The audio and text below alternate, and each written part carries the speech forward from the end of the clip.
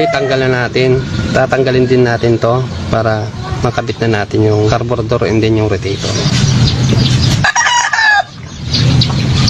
A few inches later.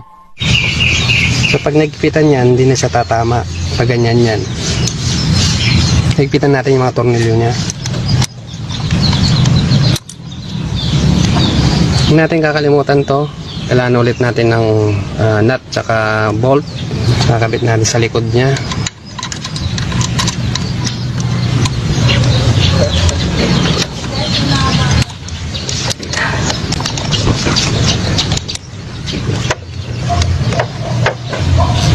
Yan, pwede na natin higpitan.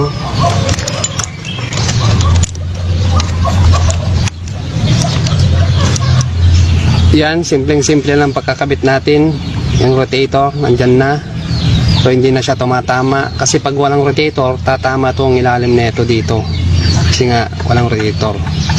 Kaya nakaside yan, hindi pwede siya doon. Tatama siya doon sa may takip ng intake.